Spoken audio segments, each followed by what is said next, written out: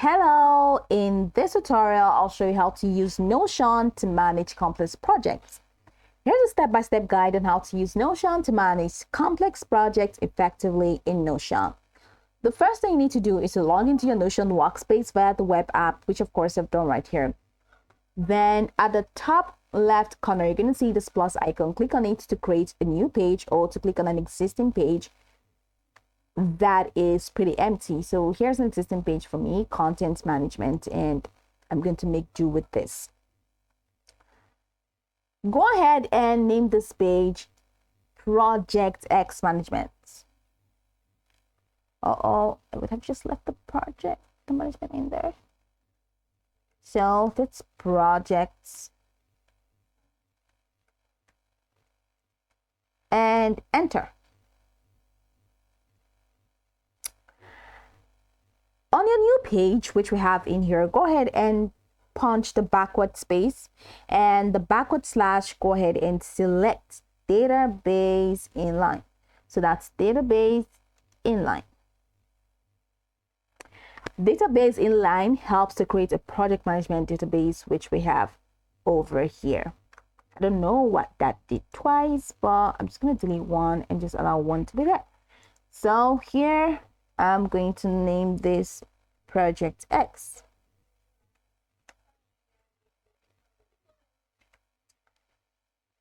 Then you have to define your columns. First column could include text, that's the name of the task or the deliverable. Sorry about that. Deliverable.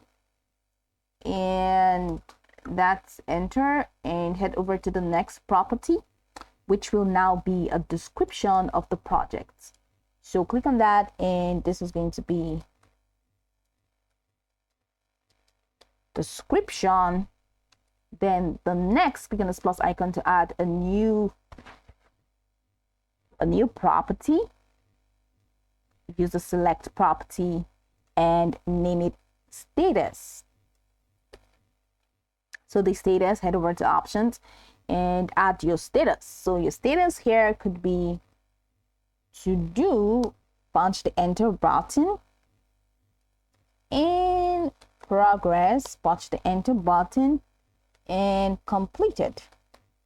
Or you can use any other thing that you just didn't fit. Then we're going to enter a new property, which will now be priority. And this is going to be also the select property. So click on the select property and name it priority. And your priority, you're going to have to add options. Your options for priority would be high. This is medium and this is low. And punch the enter button and go X on that. I'm going to add another property. Selecting the person property. So select the person property and that's it.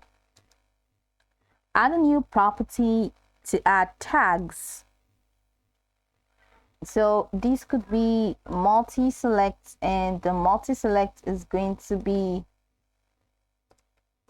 tags. Now you can add relevant options to include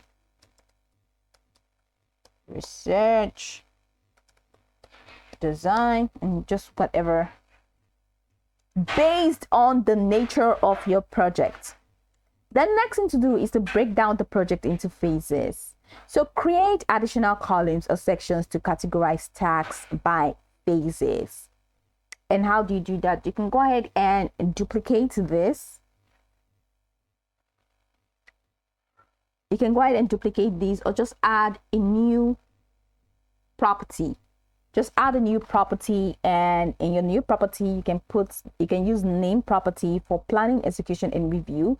And you can also create a parent task column if tasks are subtasks or larger deliverables. And how do you create a parent task column? You can go ahead and duplicate the task by clicking on the 6 dots icon and click on duplicate. So once you duplicate it with content, it of course duplicates what is here into another page, and just go ahead and rename it. Rename the status or the properties if you want to rename.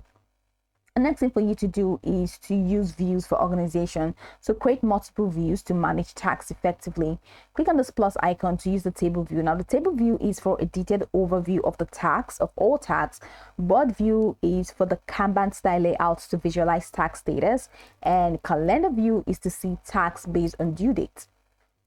Of course, to add a new view, which is here, click on the plus icon. You can click on empty view or choose from any of these categories. You can also use filters to focus on specific tasks, such as tasks assigned to a particular team member and tasks due this week. So sort tasks by due date or priority and keep track of upcoming deadlines. Now, you can add a column, which is another property over here for you to review your status.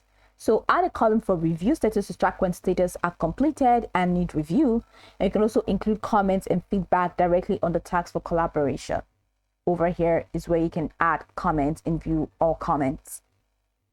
Then schedule regular project updates to access progress and reassign tasks if necessary.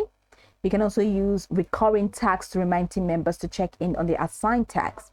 So once the project is completed, consider archiving all tasks and documenting them for future reference.